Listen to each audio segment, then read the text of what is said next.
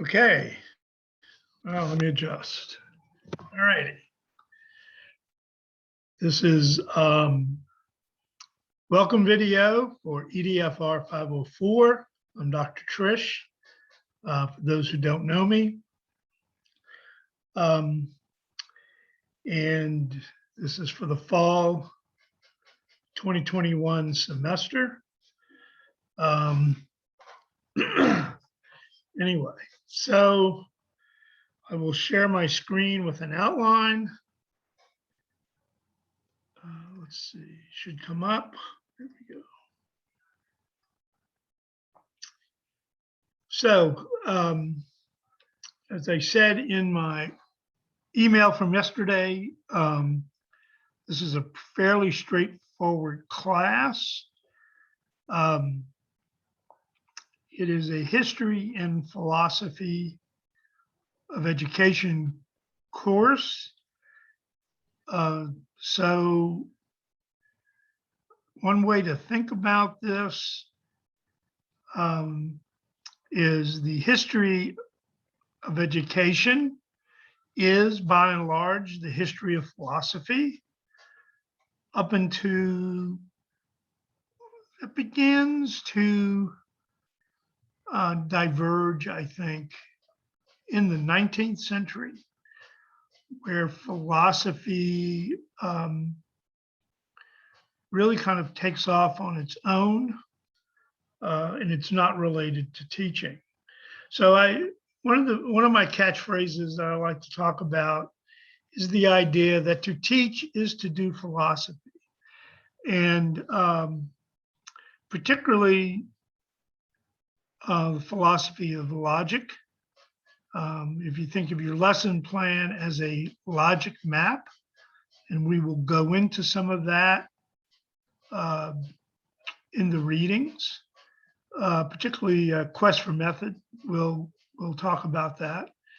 Which is one of the articles that I and my friend Doug McKnight wrote, as well as the second article, Puritan Origins of Technological Understanding, we also wrote. He's the first author on the Puritan article. I'm the first author on the Quest for Method. So in this course, you're looking at a history of education through the three readings,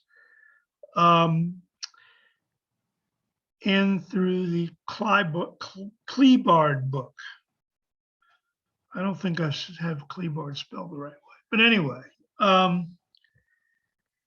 interesting. The Jackson and Fowler books lean towards the philosophical side,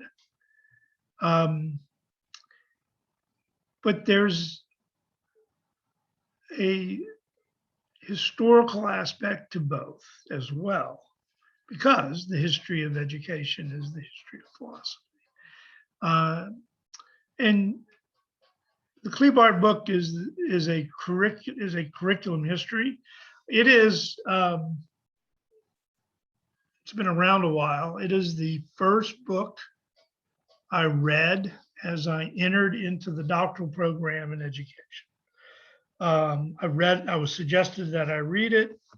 So the summer before I began,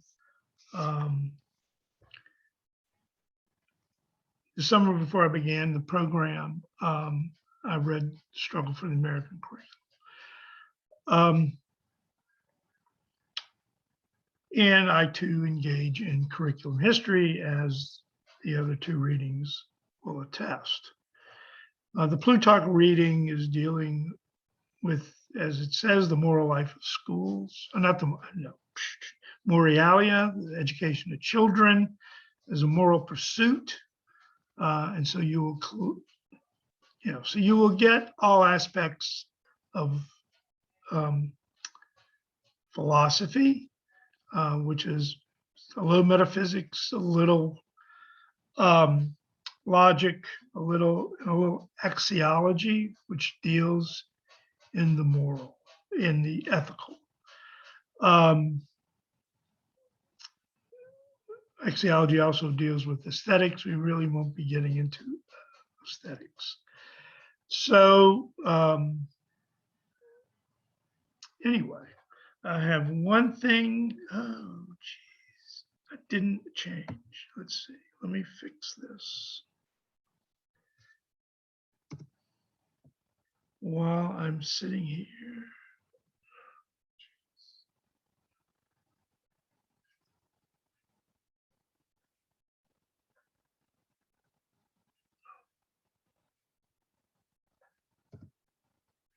All right, because we no longer use Portfolium. We now use VIA as our one of our grading assignment submission sites software. This is the fourth or fifth one that I'm learning since there was one even before LiveText. Any of you that remember LiveText that may have been undergraduates in those days. We've had Portfolium, I think, for the last 3 years, which I kind of like, but it created one of the reasons we have these things is to report on assessments, and it did not do a very good job. So we're back to a watermark, which is what LiveText was, watermark product called VIA. So let's hope that works out. And hopefully I will have figured this out by the weekend since it's brand new. Anyway, and I'll email you when I do. So most of your assignment, your glosses and your projects will ultimately be submitted via Moodle into a VIA account. So I'm sure there'll be struggles as it is new, and I will provide infinite amount of patience helping you through this as best I can. If you run into difficulties, you should be receiving, I'm assuming you'll be receiving emails concerning this from the university. Okay, so the syllabus I submitted to you on email yesterday. So please go through it. I believe all the dates are aligned and correct. I believe all references to Portfolium have been deleted. So if you run across any discrepancies, please let me know immediately by email. Okay. For those of you who are new, who've not had me before, I'll talk about the glosses, and it's pretty basic. It's a gloss. I'm looking for 2 pages, double space, 12 font, New Times Roman, and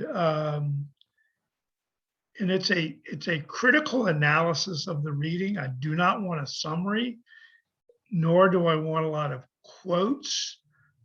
Please paraphrase, put it in your own words. That gives me a better idea as to how well you understand the reading. I want to hear what you have to say, your voice, and I'd rather you not repeat what you see. The Plutarch reading is a piece of ancient text from around the 1st century AD. Plutarch was a Greek living in the Roman world.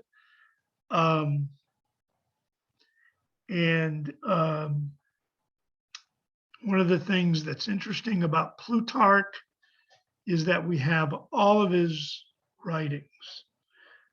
as far as we know.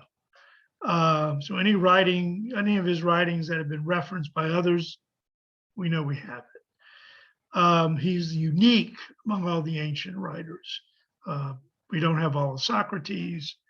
Well, Socrates didn't write. We don't have all of Aristotle, I should say. We don't have all of Plato that in other Greeks. Socrates, of course, we only know Socrates through Plato.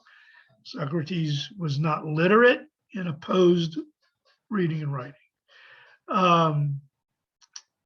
Thought it would make students ignorant. So it's kind of interesting to think about. And it's on the teaching of children. I think even though it's 2,000 years old plus, I think you will find it pertaining to issues of today when we deal with the teaching of children. It also discusses a key idea about education called the threefold tool. I won't go into it now, but you will see that concept repeated in the other two articles. And if you're taking 503, you'll see it repeated in the Harvey article. We have 3 books. Klebard and Jackson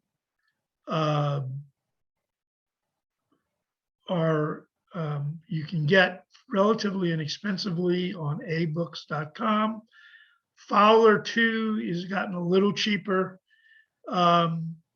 is also available. It's also through the bookstore and I think through the rental system. And it's very possible one of your other faculty who have taken this class may have a copy. Fowler is important in that you will begin with that early on. So don't wait. I wouldn't wait to buy these. Klebard, we're not going to read that till the end, but go ahead and get it because if you're going to go through the union, they're going to get rid of those. They're going to send those back by midterm. So, and again, it's pretty cheap, particularly online. The Jackson book, Moral Life of Schools, is the basis for field experience in which you'll be doing observations. If you're a K-12 teacher, then I want you to do those observations in the K-12 school. Since we're kind of back, that should not be an issue. I believe the instructions on the syllabus talk about 3 observations. You do 3 observations and a reflection. And I'll talk about this more. There'll be a video about that. Klebard is you do 5 short essays. And when I say short, I mean a couple of paragraphs, knowledge level essays. You're just restating what, answering the question from the book. And it just shows me that you've read the book. Okay.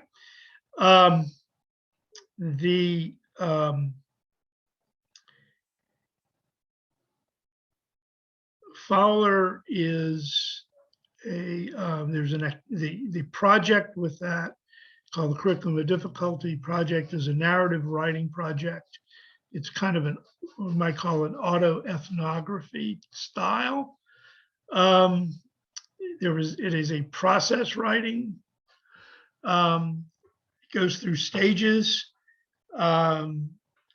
So follow the process laid out in the syllabus. The first assignment, I don't have the dates, it's coming up pretty quick, but all I want in that first assignment is a paragraph of a difficulty. um, that you've had.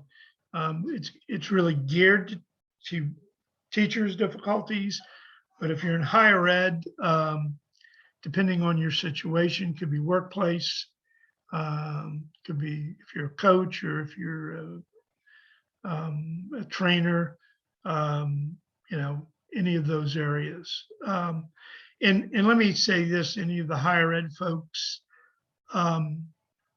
please, you can, my office hours are posted and I will be around. Will be available on Thursday afternoons. I have a class from 3 to 4:30. So if I need to meet with someone, we can set up an appointment at 4:30 or after, not too late. And we can talk about how to apply these to your higher ed situation. Okay. Anyway, so I've been doing this for over 10 years. So this is I'm in my 23rd year here at Nichols. I've been here 22 as of this last summer, beginning of the summer. So I've been doing this a while. As I said, this is a pretty straightforward class. Please follow the assignment dates. I don't have deadlines per se. The drop dead deadline is the day before grades are due. So it'd be December. I believe the curriculum project, the Fowler project, is due on December 2nd, which is the first day of finals.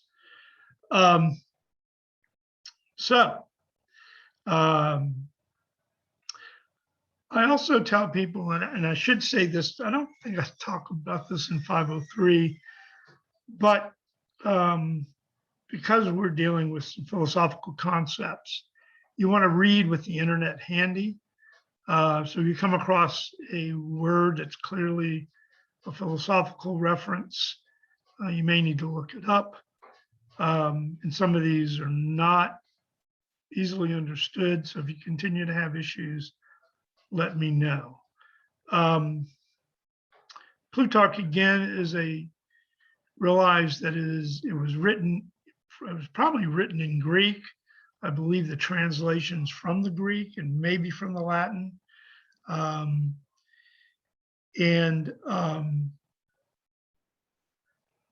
So there are often some slight translation issues.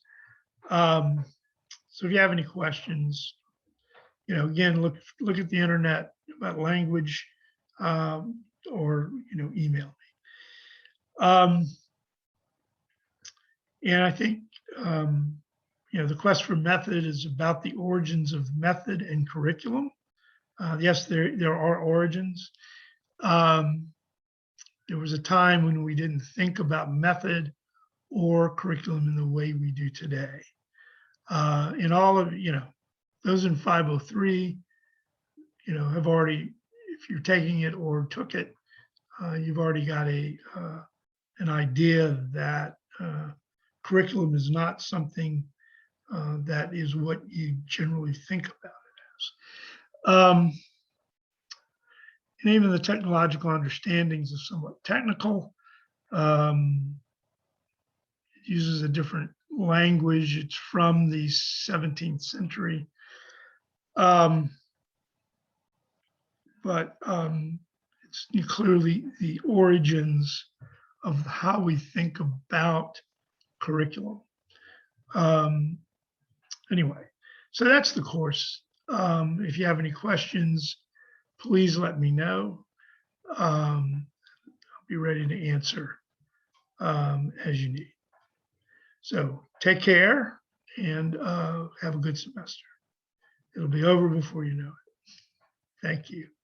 And be safe out there in this world of COVID.